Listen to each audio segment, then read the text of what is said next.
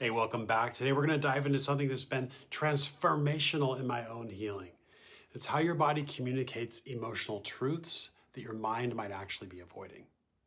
You know those moments when you can't remember the last time you genuinely laughed, or when you wake up at 3 a.m. with thoughts spinning?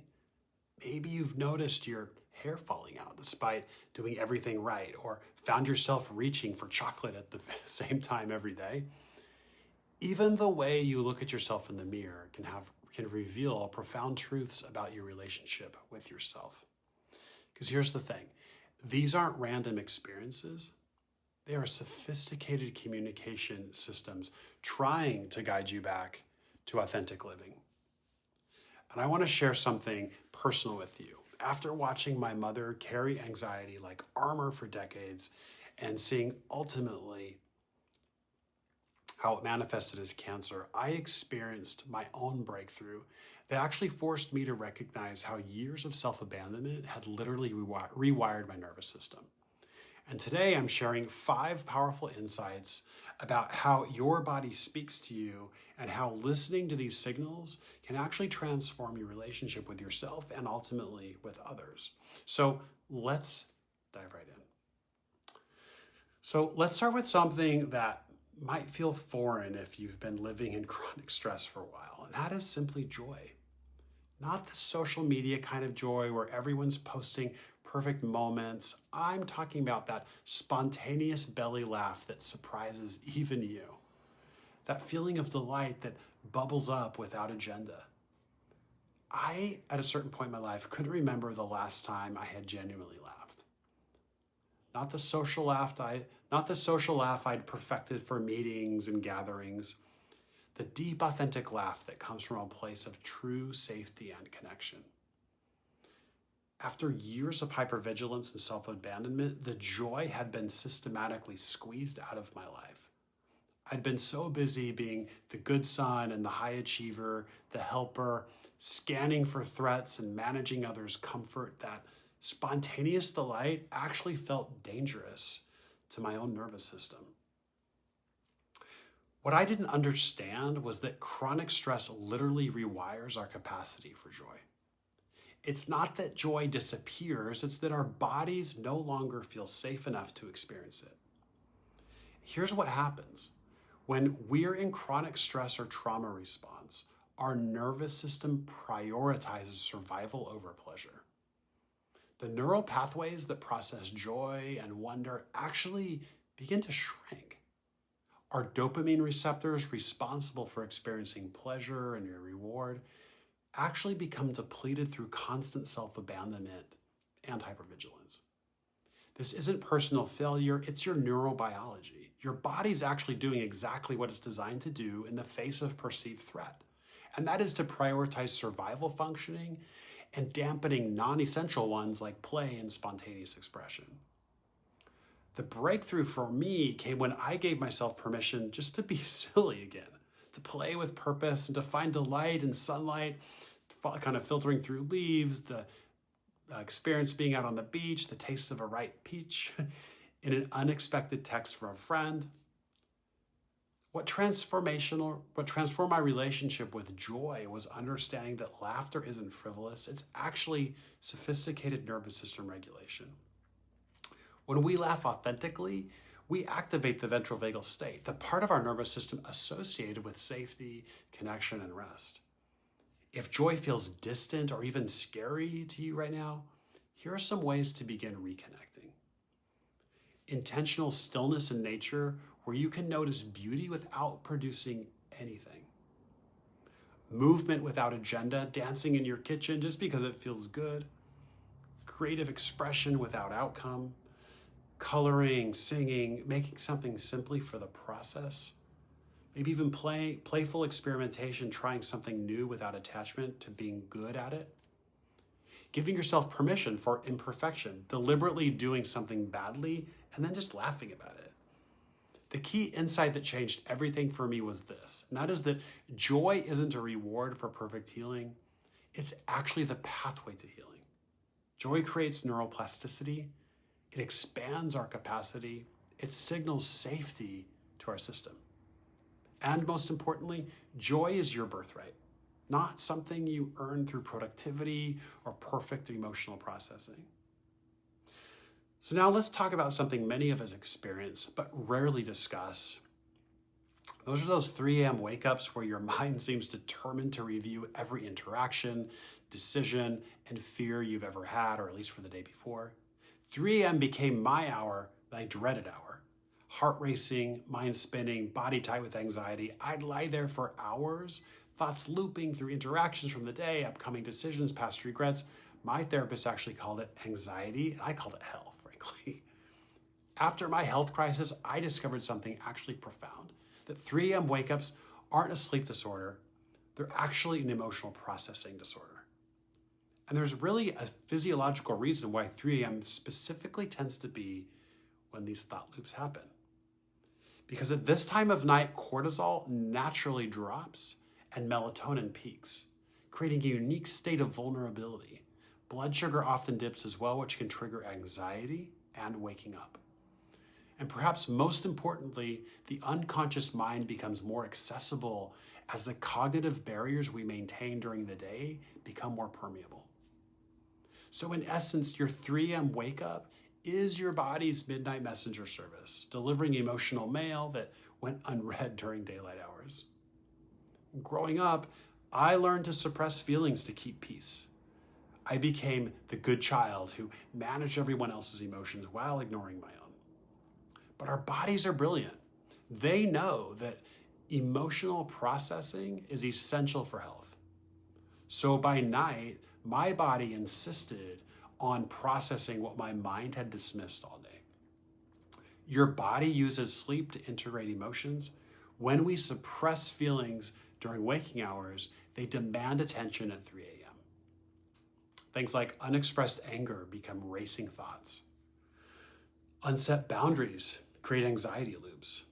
Suppressed grief surfaces as chest tightness. Unacknowledged needs can create restlessness. Unfelt feelings become physical sensations. The transformation happened when I started treating 3 a.m. as a messenger, not an enemy. Instead of fighting the wake up with frustration, I'd welcome it as information. I'd keep a journal by my bed and simply dump out all the thoughts without judgment. And I would name the emotions I was feeling. I'd breathe into the tight areas of my body. But the real change came from addressing the root cause. I began processing emotions during daylight hours, setting boundaries before resentment built, expressing feelings as they arose rather than storing them for later. I would work to create authentic safety, expression in my relationships. Your midnight thoughts aren't random anxiety. They're your psyche finishing the emotional work your conscious mind had avoided all day long. So listen with compassion and then create space during waking hours to process emotions before they become midnight emergency broadcasts. So let's actually now talk about something that terrified me when it happened, and that was watching my hair fall out in clumps, doing everything right with nutrition and self-care. When my hair started coming out, I was horrified. This wasn't supposed to happen to someone healthy. I was eating well, exercising, taking supplements, but my body was telling a different story through my hair. After my mother's death and subsequent breakdown, I understood hair loss wasn't random. It was my body's final attempt to get my attention after years of self-abandonment had gone unaddressed. What I learned completely transformed my relationship with physical symptoms. It's that hair growth requires nutrients that are deemed non-essential during periods of chronic stress.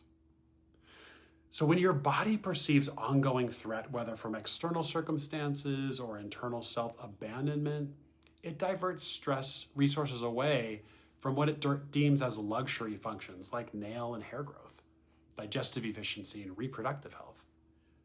Growing up as the family's emotional barometer, I learned to prioritize everyone else's need while dismissing my own.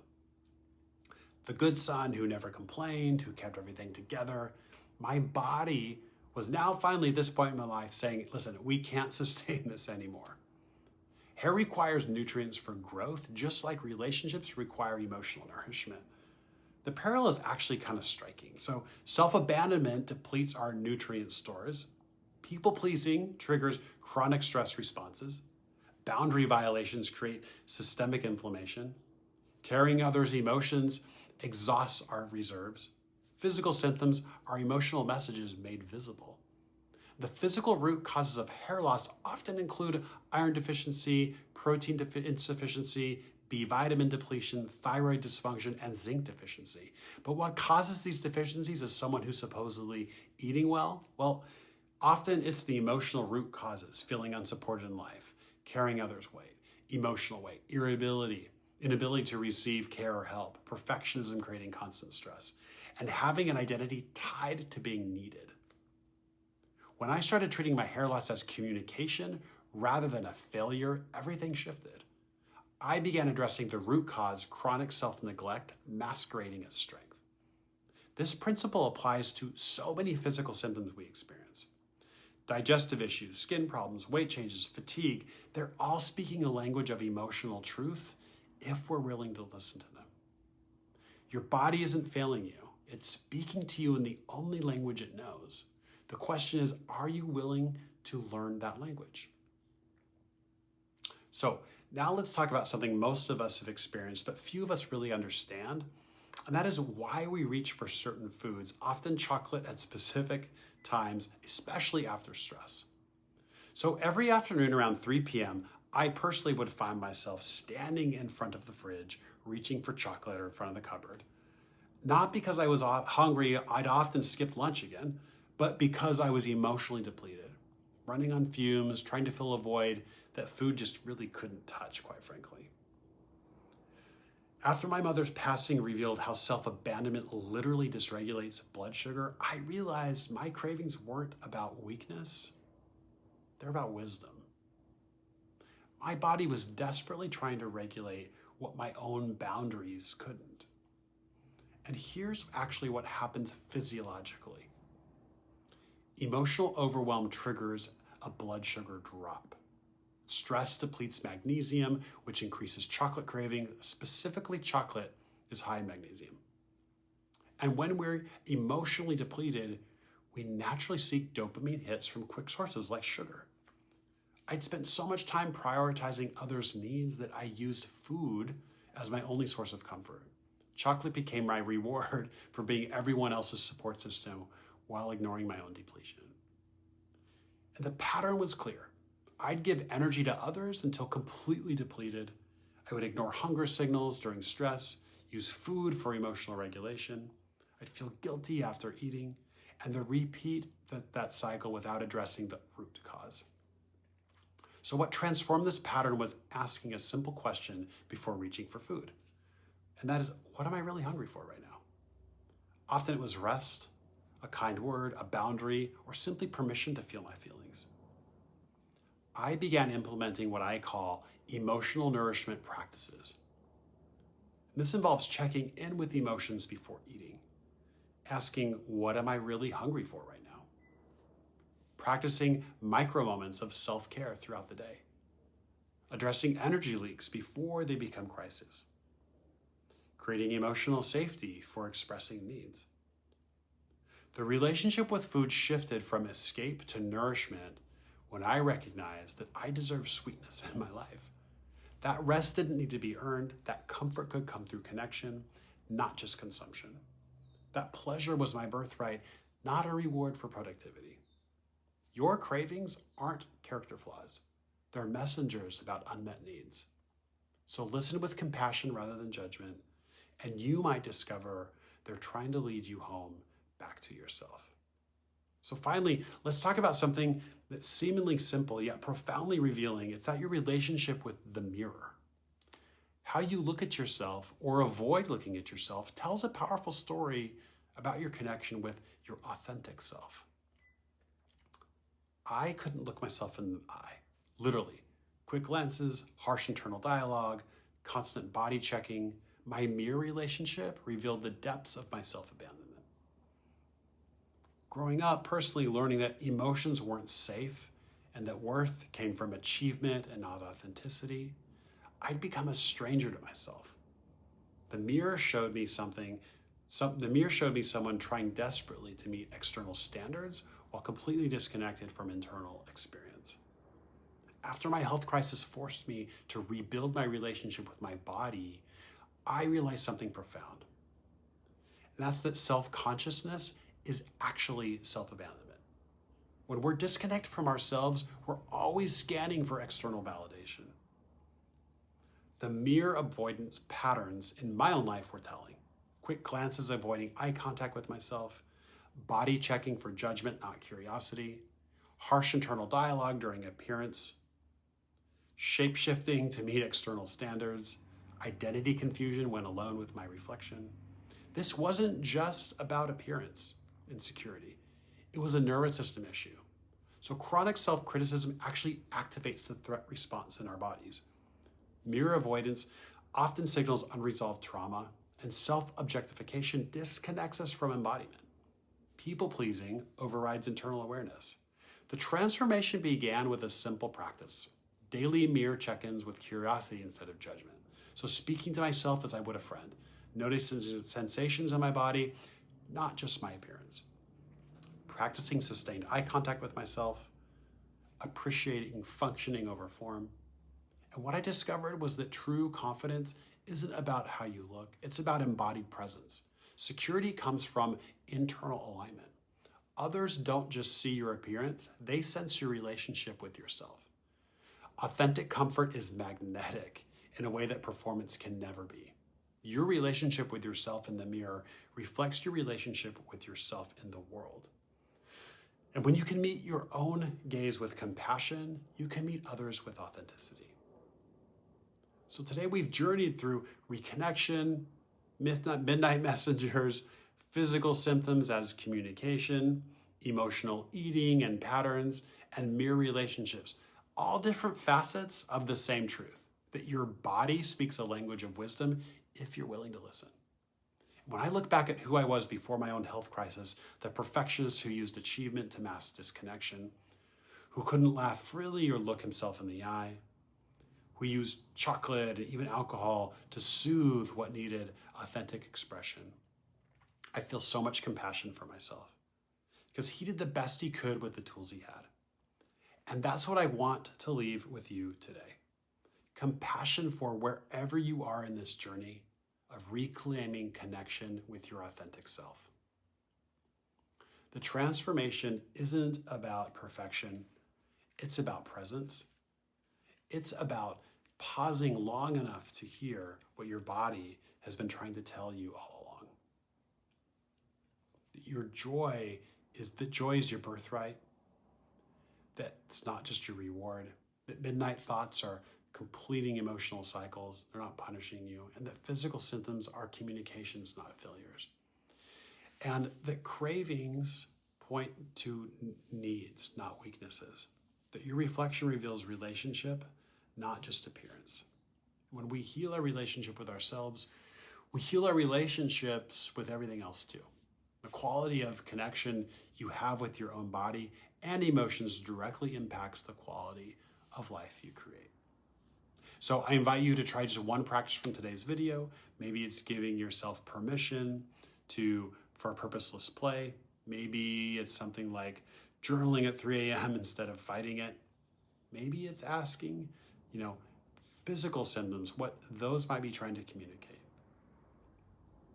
Maybe it's even checking what you're really hungry for. Or maybe it's simply looking into your own eyes with kindness in the mirror. Start where you're at. Start with what feels accessible. And remember, your body's wisdom transcends any external advice, including my own. Trust what resonates, leave the rest. And if this video spoke to you, please hit that like button and subscribe for more content on body wisdom, authentic connection, emotional health, and burnout recovery.